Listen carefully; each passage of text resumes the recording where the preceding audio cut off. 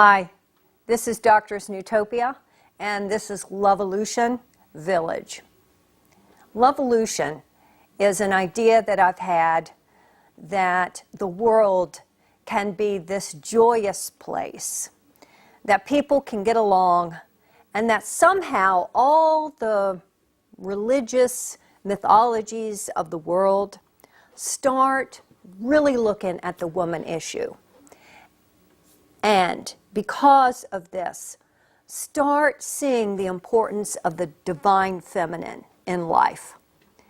And when we see that divine feminine, we have a different relationship with the planet. We don't want to kill it. We don't want to have wars. And we start listening to women. Well, this is a dream, because for right now, this doesn't exist. This kind of society is some kind of patriarchal, capitalistic culture that results in murders, in school shootings, in child abuse, in domestic violence, in drug addiction, in oppression, in depression, in suicide, in the possibility of thermonuclear war, of global warming, of vast pollution, and the list goes on and on. It's a dystopia, and that is what we are living through now. And dystopias more than likely do not live forever. Maybe that's the good news, that the suffering that this system is causing the planet will not go on forever, because there is no eternal life in such a torturous system. Not only does it torture people, as we have seen recently with these documents that have showed how the CIA has tortured people, but it also destroys the ecology, our life support system. So it's basically a suicidal system, or ognicide. That means it destroys everything. It's going to destroy the trees, it's going to destroy the rivers, as well as the people. They used to talk about this neutron bomb. I guess that was in the 80s, how it would just explode and it would kill all of the life forms, but it would leave the buildings and the structures behind. A really evil weapon. Well, I've been thinking a lot about war lately. I've been reading books about the Nazis, the death camps, the concentration camps, and all the prisoners of war that have had to go through vast suffering, being subject to such horrendous conditions in the concentration camps, and having to be subjugated by sadists in the most horrific ways. Tortures, everyday occurrences, and diseases rampant through the concentration camps.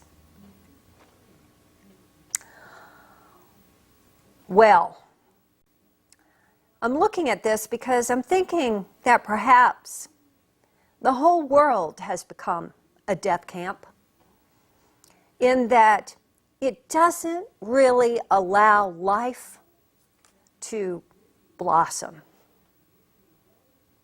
And we're just holding down the possibility of a future for humanity, a positive, enlightening future for the human race. because of this, because we're still stuck in the past.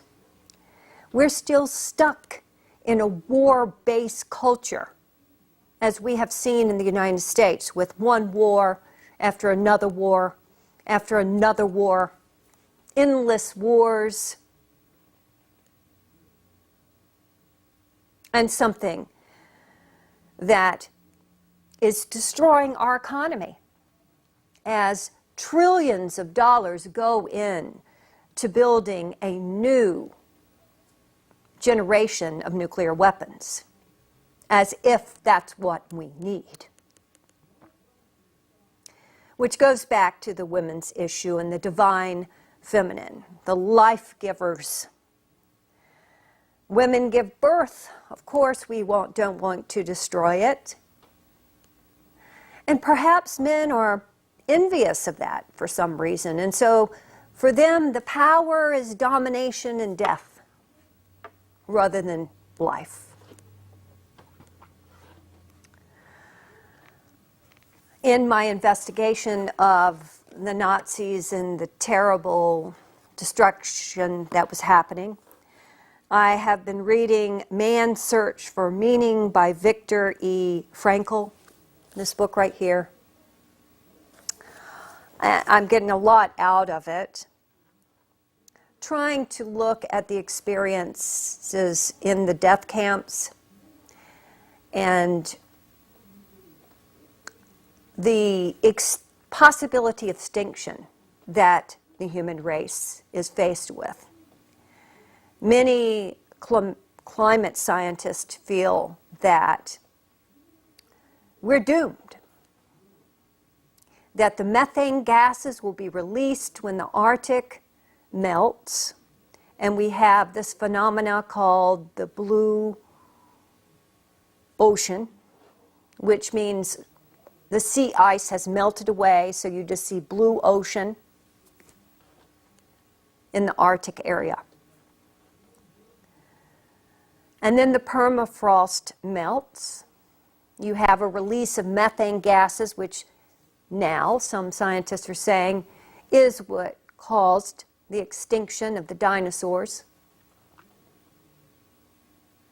So we have this going on, this huge death wish. And then we still have the possibility of dying in a nuclear holocaust. And there's a whole list of holocausts that we might experience, such as environmental holocaust, or some genetic disease that leaks out that kills humanity, maybe some weapon, biological weapon.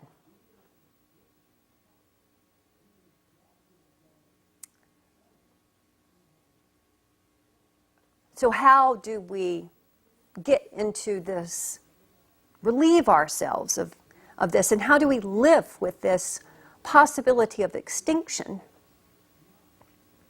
Well, Frankl says that it leaves us in an existential vacuum. Many people face this, their inner lives that makes us human, that unique self of who we are, is threatened by such a culture. Many people in the concentration camps lost their sense of self. They became a number. And with that, they became the walking zombies. So much of our culture is about the zombies, the vampires, the walking dead that we see now. And perhaps this is because we have lost the future. Now, I'm a perfect example of this, since I'm a futurist. I graduated with a doctorate in future studies from the University of Massachusetts at Amherst. And I'm the last futurist to be awarded this degree. because the state or the state university destroyed the program. So there is no more future studies at the School of Education in the state of Massachusetts. And it was one of the only programs in the United States that taught about the future. The past is not going to help us any. If we look at the past, we look at the history of war and domination and the genocide of indigenous cultures and the Second World War and what happened to the victims of the Nazis, the death camps. So the past is something that is just this horrible thing, this nightmare of collective ignorance, of not knowing what enlightenment is. And I don't believe our religious mythos can even help us solve this crisis at this moment. The Jesus, the Buddhas, the Mohammeds of the world, they haven't been able to help us for 2,000 years. Why do we think that they can get us out of war now and bring us into that millennium of peace? Perhaps it is the divine feminine, the wisdom bearers, the birth givers that can actually bring us into a new dawn. And that's why the woman's point of view is so important for the world. It resists this death culture. It promotes a different worldview, something very, very different, in which there is freedom. I went to San Francisco last month to this Earth at Risk conference, which I thought was going to be an environmental get-together of some of the most famous environmental thinkers in the world. It was going to be anti-capitalist. It was going to be pro-life, which a lot of the speakers were saying this. Yes, I didn't get to hear all of them because I was kicked out of the conference for really no good reason at all.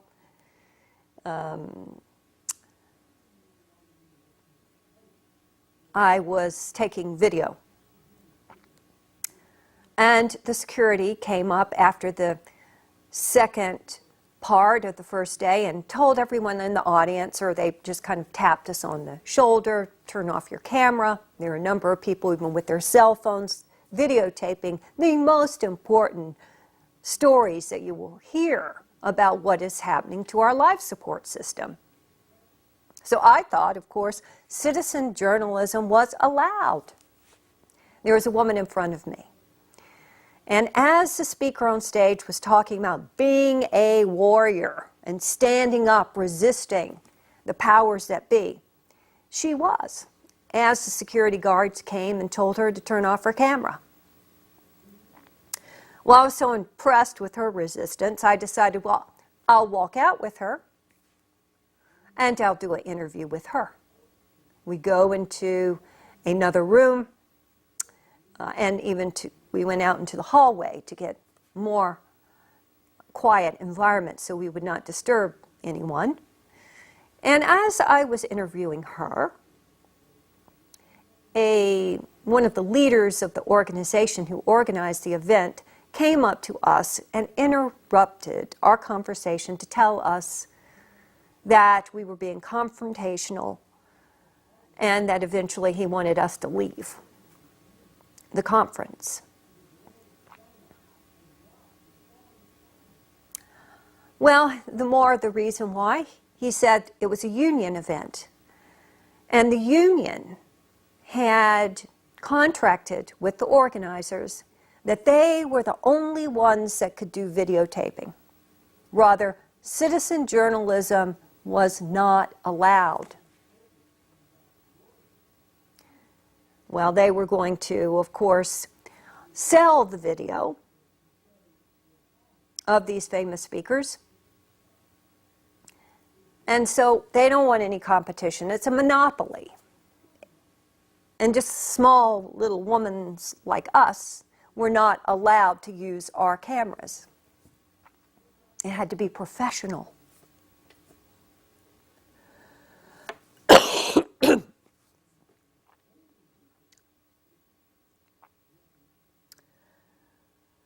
So the woman that I was interviewing is named Carol Harvey. And her crone energy started coming out. Her outrage that they treated her with such disrespect and were going to just kick us out and call the police. They almost called the police on us.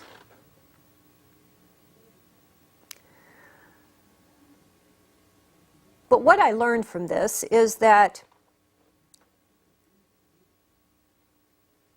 on stage, they had these brilliant speakers talking about capitalism destroying the ecology and that we must resist, we should be love warrioresses. We've got to stand up for nature, stand up for our rights, that we do have the power as long as we are empowered inside of us with the love of the planet.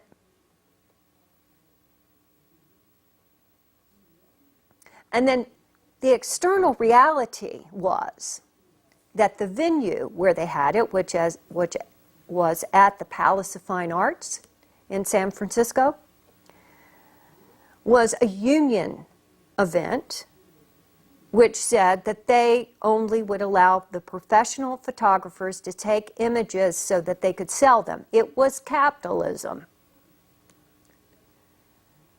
And this is what's happened to our whole movement. Now we're having to work within the framework of the capitalist structure, even with our radical ideology. So it neutralizes it. We can't be the revolutionaries because we're stuck in the system that belittles people and does not allow them freedom of speech. And even worse, as more and more of our land becomes privatized, the public and our constitutional rights such as freedom of speech and freedom of the press no longer apply. Because in private property, it really doesn't matter. Your constitutional rights do not matter.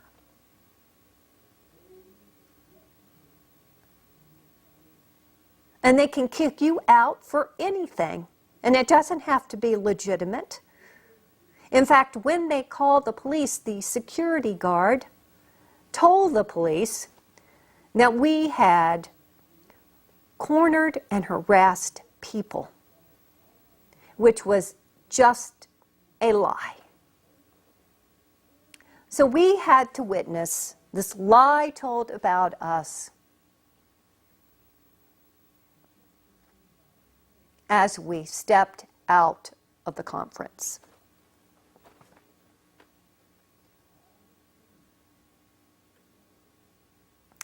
So what has happened is that our internal voice, our internal narrative of the environmental movement does not correspond with the society, the capitalist society.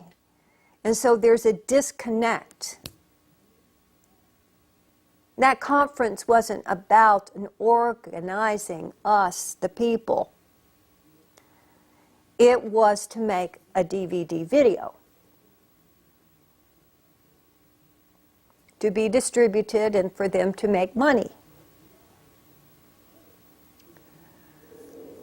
I don't know. I don't know what the answer is to how we get out of this system. But I can tell you that how I was treated was not Lovolution. It wasn't saying, hey, this is the most important message in the world. We want everyone that has a camera here to photograph these people speaking and get it out to your communities. That's not how it was. That's not how it was. You know, maybe we're just in a mass society where we just can't think that way anymore. We can't think locally. We can't think about the small person. And we can't think about the unemployed. For example, in their logic about the union, we were going against the union. The union was contracted to make money through on their people who were photographing and taking the video. And so they don't want people to do it for free. It's a money-based, it's a job. We're taking away jobs if we just post our stuff onto YouTube.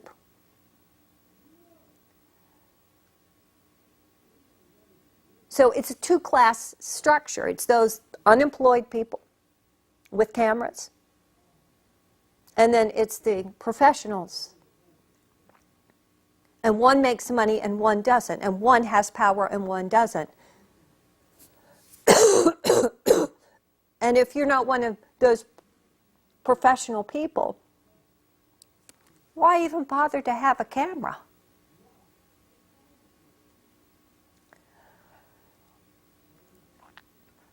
Well, I'm still searching for meaning. I'm still searching for what is right action, and how to take responsibility for what's happening on the planet. And when I see these inconsistencies within social movements, I still speak out about it, even though it's a very unpopular role to be in. But I'm getting used to being unpopular. In this lifetime, it just looks like, hey, man, you're just unpopular. But what I am searching for is the meaning, is the way that I can connect with late nature on a deeper level than just this capitalist shell that we live in that is just about making money.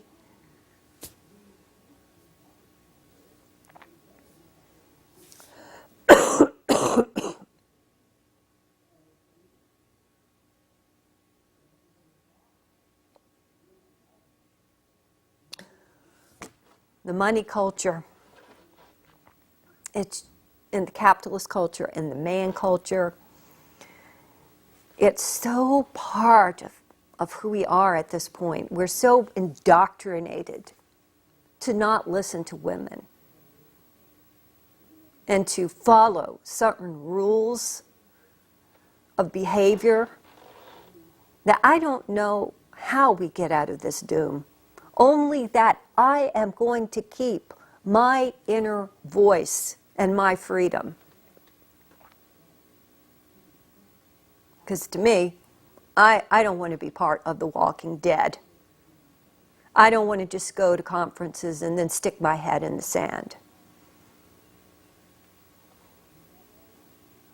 If we want to be anti-capitalist, then we need to find out a way to be something else. And support everyone who wants to get the message out to people, not just the hierarchy. And in this case, that was the union.